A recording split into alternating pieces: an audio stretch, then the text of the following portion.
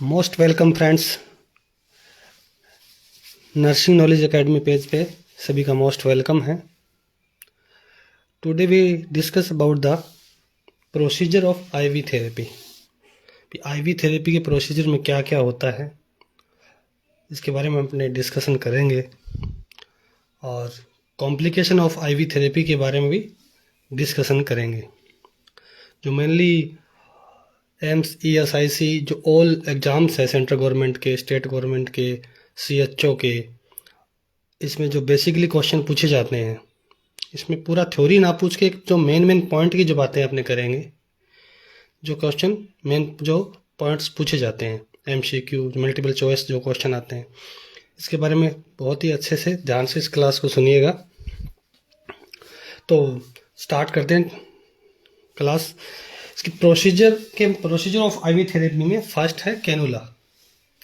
Hospitals में mainly काफ़ी cannula colours use किए जाते हैं according to choice, according to age, according to condition. तो कैनुला के बारे में अपने डिस्कस, कैनुला के जो प्रकार होते हैं कलर कोडिंग के हिसाब से गोज के हिसाब से, तो पहला होता है पर्पल, दूसरा yellow, third blue, pink, green, grey और ऑरेंज। सभी का गोज अलग अलग है, गोज साइज। तो इसके शॉर्ट फॉर्म अगर आप जो मिनोमिक्स से आप याद रख सकते हो, अगर मैंने बनाया वैसे PYBPGGO याद रखने के लिए। बाकी 26, 24 और 22 का करके अपने इसको सेट कर सकते हैं याद रखने के लिए। तो बताते हैं पर्पल कलर जो फर्स्ट है कैनुला पर्पल कलर का होता है। पर्पल कलर का साइज रहता है कैनुला का 26 साइज होता है पर्पल कलर का। तो 26 में जो मेनली है ये न्यू बॉर्न जो बेबी है उसमें 26 पर्पल कलर का कैनुला जो यूज़ किया जाता है। इसकी फ्लो रेट जो आगे जो नंबर्स दिखाए हैं, जो पहले कलर दिखाया है, फिर 26 इसका गोज पीस है, थर्ड कंडीशन किसको दिया जाता है, और लास्ट जो इसमें संख्या दिखाई गई है फ्लो रेट है, ml पर आवर में है। तो पर्पल कलर 26 होता है, मेनली न्यू बॉर्न में यूज किया जाता है। फ्लो रेट क्या रहती है पर्पल की,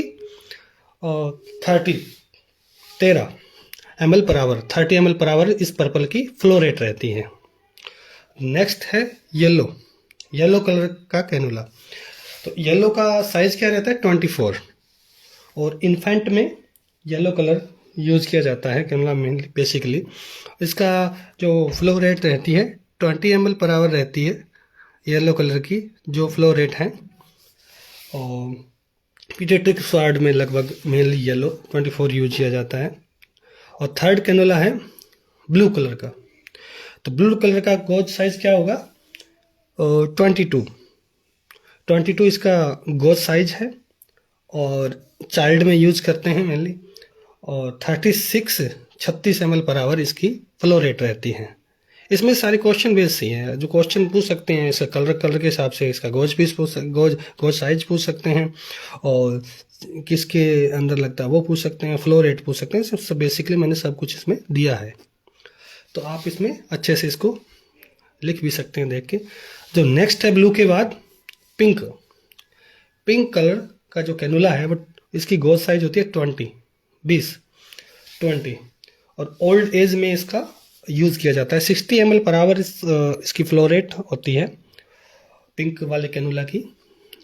नेक्स्ट है ग्रीन कलर, 5 नंबर जो है ग्रीन कलर की गोज साइज रहती है 18, और जो ब्लड ट्रांसफ्यूजन होता है उसमें ग्रीन कलर जो कैनुला है यूज किया जाता है बेसिकली। और लार्ज क्वांटिटी में फ्लूइड देना हो अडल्ट में तो 80 गोज साइज वाले ग्रीन कैनुला। ये बहुत इंपॉर्टेंट क्वेश्चन है ग्रीन वाला, BT में कौन सा कैनुला यूज किया जाता है, तो 18 नंबर कैनुला अपने BT में यूज करते हैं। फ्लो रेट रहती है इसकी 90 और 90 ml पर आवर। तो ये इसकी बहुत ही अच्छे से आप याद कर लीजिएगा, सारे क्वेश्चन है ये। 6 नंबर पे ग्रे कलर कैनुला का जो गोज साइज होता है वो कितना होता है 16। ये ब्लड डोनेशन में ग्रे कलर का कैनुला यूज किया जाता है। ये क्वेश्चन कई बार पूछ लेते हैं, कंफ्यूज नहीं होना है आपको ग्रीन और ग्रे में। ग्रीन का पूछे तो ब्लड ट्रांसफ्यूजन में, और ब्लड डोनेशन में अपने ग्रे कलर वाला, दोनों का आप याद कर लीजिएगा। और ग्रे कलर का फ्लो रेट रहती है 180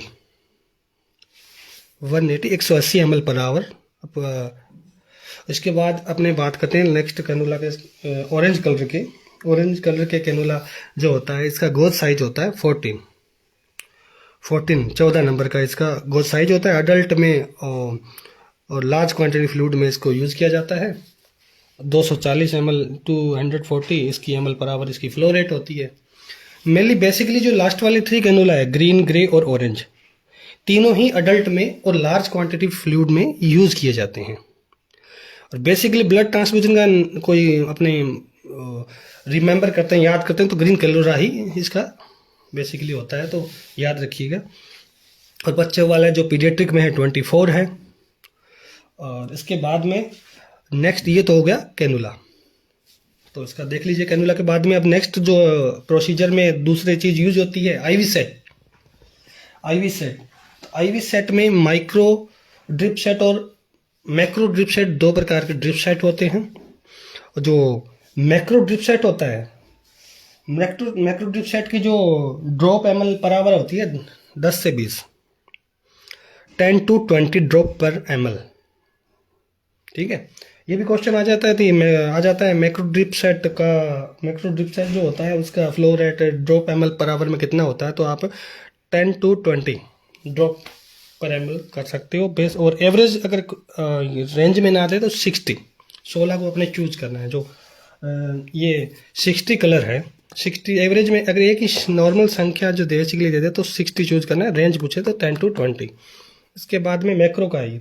माइक्रो ड्रिप सेट की बात करें, कम मात्रा में फ्लूइड देना है। कम मात्रा में फ्लूइड लो क्वांटिटी में मेनली बेसिकली चाइल्ड में, इन्फेंट में दिया जाता है।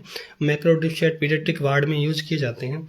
60 ml 60 ड्रॉप पर ml इसका फ्लो जो रहता है। और यूज इन चाइल्ड और 50 ml fluid can be transferred. Child में 50 ml फ्लूइड इसमें रेंज सेट करके ड्रॉप ml द्वारा दे सकते हैं। और पीडियाट्रिक बच्चों के वो अलग अलग फार्मूलेस होते हैं, कैसे देते हैं वो अलग क्लास में अपनी डिस्कशन करेंगे। नेक्स्ट थर्ड है आईवी स्टैंड। तो आईवी स्टैंड बेसिकली वैसे देखा जाए तो लोग सोचते हैं कि आईवी स्टैंड का क्या क्वेश्चन होगा, पर आईवी स्टैंड का कितने इंच के बारे में, इसके इंच के बारे में, कितना हाइट होती है इसके बारे में क्वेश्चन आ जाता है। 18 to 24 इंचेस ये क्वेश्चन आ जाता है कई बार। और बेसिकली ये तो हो गया प्रोसीजर के बारे में। अब साइट ऑफ आईवी लाइन, जो बेसिकली वैसे साइट अलग अलग साइट पे भी अपने लगा सकते हैं अकॉर्डिंग टू कंडीशन जिसके स्वेलिंग है अलग अलग। पर मेनली जो क्वेश्चन आता है ये अपने तो चूज करेंगे इसमें forearm. Site of IV line आ जाए तो forearm. Basically forearm क्यों चूज करते हैं? फोर आर्म इसलिए चूज करते हैं कि फोर आर्म में जो बोन्स होती है वर्क एज ए स्प्लिंट। जो फोर आर्म में जो होती है बोन स्प्लिंट की तरह उसको एक सहारा देने की काम करती है आईवी लाइन जो कैनुला होता है, इसलिए फोर आर्म बेसिकली अपने चूज करते हैं। क्वेश्चन मल्टीपल चॉइस क्वेश्चन आ जाए, फोर आर्म चूज करना अपने। ये प्रोसीजर हो गया आईवी थेरेपी का। इसमें कैनुला बता दिया, कैनुला में काफ़ी सारे क्वेश्चन आते हैं, मिनोमिक्स आप याद कर सकते हो। नेक्स्ट आईवी सेट में माइक्रो और माइक्रो हो गया, इसमें ड्रॉप और ml के बारे में पूछते हैं। आईवी स्टैंड हाइट इसकी बता दी। इसके बाद में अपने डिस्कशन करते हैं काफ़ी complication of IV therapy. Complication of IV therapy most important जो आईवी थेरेपी में कॉम्प्लिकेशंस के बारे में so many question asked in many central exams, state exam, जो भी एग्जाम है नर्सिंग के, काफ़ी क्वेश्चन बेसिकली फंडामेंटल से चूज आईवी थेरेपी में कॉम्प्लिकेशन में भी आ जाते हैं। तो फर्स्ट अपने कॉम्प्लिकेशन इसमें डिस्कशन करते हैं। इनफिल्ट्रेशन होता है आउट ऑफ कैनुला आउट हो जाए तो इनफिल्ट्रेशन बोलते हैं। पर इनफिल्ट्रेशन में होता क्या है? Also known as extravasation. और इनफिल्ट्रेशन का और क्या अपने दूसरा नाम एक्स्ट्रावेसेशन भी बोलते हैं। कई बार क्या कि ये टर्मिनोलॉजी आ जाती है एक्स्ट्रावेसेशन। एक्स्ट्रावेसेशन मतलब आउट ऑफ वेसल्स, वेसल्स के फ्लूइड जो है बाहर निकल जाता है, इसे इन्फिल्ट्रेशन बोलते हैं। Seepage of fluid out of when into the interstitial space. Space मतलब चला जाता है फ्लूइड वेन के बाहर इंटरस्टिशियल स्पेस में, इसे इन्फिल्ट्रेशन बोलते हैं। तो एक्स्ट्रावेसेशन भी काफ़ी एग्जाम में पूछा गया है। तो इन्फिल्ट्रेशन ना आके एक्स्ट्रावेसेशन आ जाए तो दोनों सेम ही चीज़ है, इन्फिल्ट्रेशन और extravasation. Also infiltration also known as extravasation. तो ये नोट कर लीजिएगा, इसमें काफ़ी मैंने शॉर्ट में लिखने की कोशिश की है।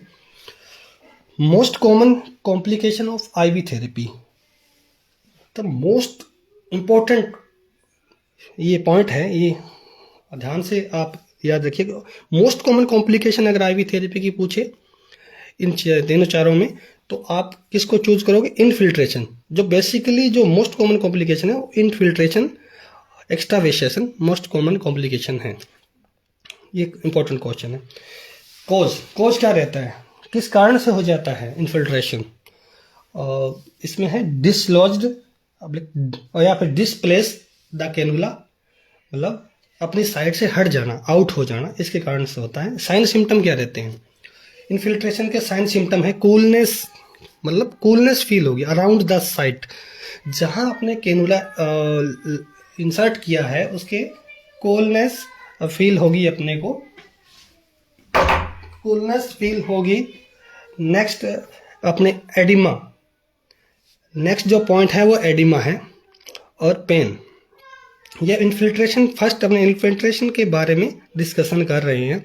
इन्फिल्ट्रेशन में अपने बताया, इसको आल्सो नोन एज एक्स्ट्रावेसेशन भी बताते हैं। और ये बेसिकली क्वेश्चन आया, इस मोस्ट कॉमन कॉम्प्लिकेशन है इन्फिल्ट्रेशन। और कूलनेस, बहुत सारी इसकी कॉम्प्लिकेशन है इसमें। इन्फिल्ट्रेशन में एक पॉइंट आप याद रखिएगा, कूलनेस, इसमें कूलनेस होती है। और दूसरा जो है इसमें अपने डिस्कशन करेंगे, उसमें वार्म फील होता है, ठीक है। थ्रोम्बोफ्लेबाइटिस, जो ये थ्रोम्बोफ्लेबाइटिस, इन दोनों में इन्फिल्ट्रेशन में आपको 3-4 ऑप्शन दे के कूलनेस, वार्मनेस, तो आप कंफ्यूज मत होइएगा। इन्फिल्ट्रेशन में जो है कूलनेस होता है, थ्रोम्बोफ्लेबाइटिस में क्या होता है? वार्मनेस होता है, ठीक है।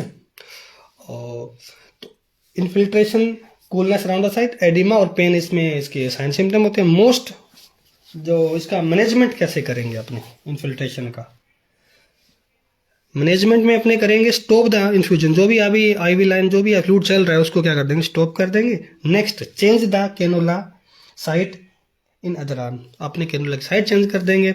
और cover the site with 2x2 gauze piece, ठीक है।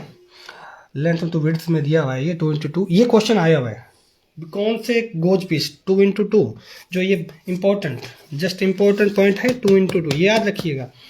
इसमें कवर कर देंगे अपने किस गोज पीस से, अगर साइज अलग अलग दिया हो तो अपने चूज करेंगे इसको 2x2 को।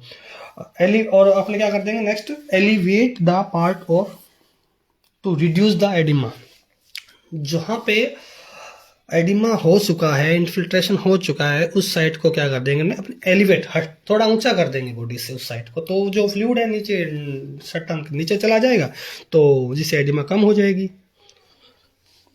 और सबसे ध्यान रखने वाली मोस्ट इंपॉर्टेंट पॉइंट है, इन्फिल्ट्रेट्स जो पार्ट है, साइट है, उसको प्रेस नहीं करना है, not the press infiltrate site, और नहीं तो हीमेटोमा बन जाएगा। जो अगर आप इन्फिल्ट्रेट साइट को प्रेस करोगे तो दैट कॉज द हीमेटोमा। तो ये है इन्फिल्ट्रेशन, इसमें 2-4 पॉइंट मैंने आपको बता दिया है। इसके बाद में अपने डिस्कशन करते हैं। नेक्स्ट जो कॉम्प्लिकेशन है थ्रोम्बोफ्लेबाइटिस, नेक्स्ट कॉम्प्लिकेशन जो 2 नंबर है थ्रोम्बोफ्लेबाइटिस। थ्रोम्बोफ्लेबाइटिस किसे बोलते हैं? Formation of thrombus due to the inflammation of when.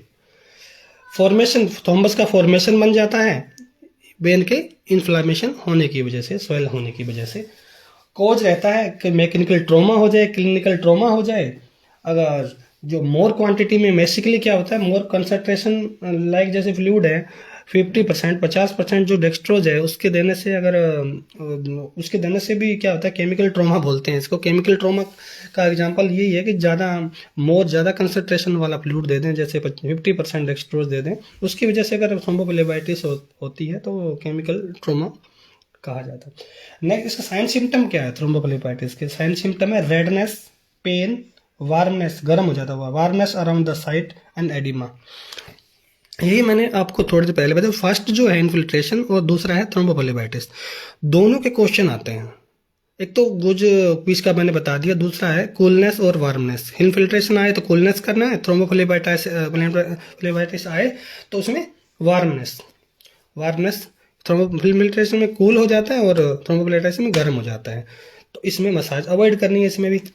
और इसके बाद अपने मैनेजमेंट तो सेम ही है उसके जैसे। जैसे इन्फिल्ट्रेशन जैसा है, स्टॉप कर देंगे, साइड स्टॉप, इन्फ्यूजन जो फ्लूइड चल रहा है स्टॉप कर देंगे और दूसरे साइड में कैनुला लगा देंगे। गोज पीस वही एलिवेट पार्ट एलिवेट कर देंगे। यह है thrombophlebitis.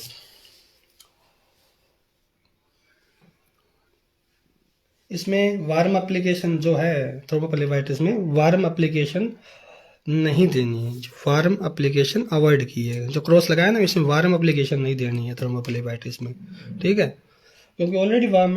Avoid massage at the site to prevent thrombus mobilize, यानी मसाज भी अपने को थ्रोम्बोफ्लेबाइटिस वाली जगह पे नहीं करनी है, क्योंकि इससे आपका जो थ्रोम्बस बना है वो मोबिलाइज करके किसी भी पार्ट में ब्लड के थ्रू जा सकता है, जिससे कॉम्प्लिकेशन के सीरियस होने के ज़्यादा चांसेस रहते हैं।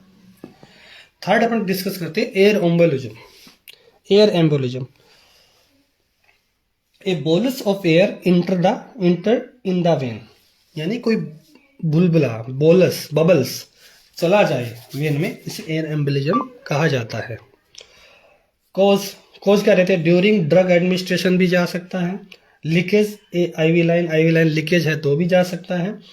फॉल्ट प्रोसीजर, मतलब जो भी पर्सनल है, नर्सिंग पर्सनल जो भी है, अगर कोई जो लगा रहा है, अगर एयर उसने जो आईवी लाइन में एयर होती है फ्लूइड से लेके जो अपने साइड पे लगा, तो उसके बीच में जो आईवी सेट है उसमें अगर एयर ढंग से नहीं निकाली है, अगर उसको अच्छे से उसको एयर निकालनी है तो भी जा सकती है। ये इसके कोज हैं। साइन सिम्टम की बात करें तो चेस्ट पेन फर्स्ट जो साइन सिम्टम है। इसके साइन सिम्टम जो चेस्ट पेन है एयर एम्बोलिज्म का, अगर साइन सिम्टम 3 या 4 जो फॉर्म मल्टीपल चॉइस क्वेश्चन दे दे तो अपने को चेस्ट पेन पे टिक करना है, क्योंकि फर्स्टली चेस्ट पेन होगा। उसके बाद में डायफोरेसिस हो जाएगा, tachycardia, hypotension, shortness of breath, restlessness भी आता है। अगर चेस्ट पेन ना दिया हो तो रेस्टलेसनेस को अपने चूज करना है बेसिकली। और इसमें क्या करना, मैनेजमेंट क्या रहेगा एयर एम्बोलिज्म का? मैनेजमेंट में अपने करेंगे place the patient left lateral decubitus position. Left lateral position में फर्स्टली अपने लेफ्ट लेटरल पोजीशन में इसको डालना है, लेफ्ट लेटरल पोजीशन में पेशेंट को डालना है। और left lateral as Trendelenburg position, Trendelenburg position में रखना है अपने को। और लेफ्ट लेटरल में इट विल टेक्स, इसे क्या करेगी ये पोजीशन क्या करेगी? It will takes away the air from coronary artery into the atrium, जो एयर एम्बोलिज्म को कोरोनरी आर्टरी वगैरह से इसे दूर रखने में हेल्प करेगी। तो जस्ट उसके बाद क्या करेंगे, अपने इन्फॉर्म द डॉक्टर, और इफ नीड अगर ज़रूरत है तो ऑक्सीजन भी अपने स्टार्ट करेंगे। सबसे इन्फॉर्म द डॉक्टर भी करना है। अब जो चौथा है जो है complication, haematoma. Ivy therapy complication है हीमेटोमा में collection of blood under the tissue, blood का कलेक्शन हो जाता है टिश्यू के अंदर, इसे हीमेटोमा बोलते हैं। कोजेज है इंजरी हो जाए ड्यू टू कैनुलेशन, कैनुला लगाते वक्त। साइन सिम्टम रहते हैं पेनफुल, लंप बन जाता है इसका, एकाइमोसिस हो जाता है, एकाइमोसिस यानी ब्लूइश पार्ट पड़ जाता है उसका, एडिमा हो जाती है। Leakage of blood from the side, blood भी लीकेज होने लग जाता है। मैनेजमेंट क्या करेंगे?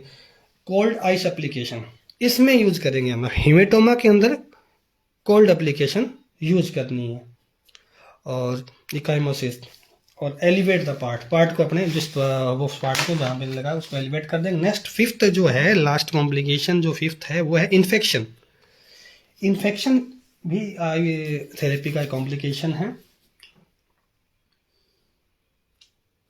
तो इसमें नेक्स्ट इन्फेक्शन में अपने प्रिवेंट करने के लिए क्या करना चाहिए, इन्फेक्शन बचाने के लिए जो आईवी कैनुला है विद इन 72 आवर्स में आईवी कैनुला अपने को चेंज कर देना है।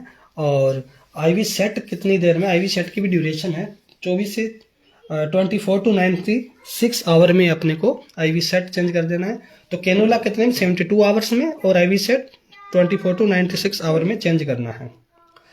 और इफ इंटरमिटेंट, अगर इंटरमिटेंट मतलब एक फ्लूइड लगा दिया उसके थोड़ी देर बाद दूसरा फ्लूइड लगाया, रुक रुक के लगाया, तो इसमें अपने जो है आईवी सेट 24 आवर में चेंज करना है। और कंटिन्यू जो आईवी थेरेपी दे रही हैं उसमें 96 जो रेंज है इसकी 24 टू 96, 24 इंटरमिटेंट फ्लूइड में चेंज करना ही है, और 96 जो है जो कंटिन्यू फ्लूइड चल रहा है तो उसमें करना ही करना है। 96 लास्ट है इसकी चेंज आईवी सेट की।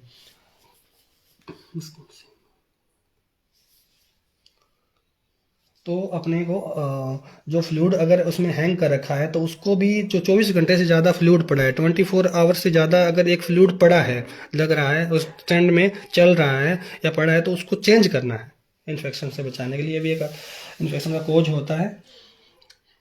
और हर यूनिट बीटी के लिए बीटी सेट न्यू लगाना है।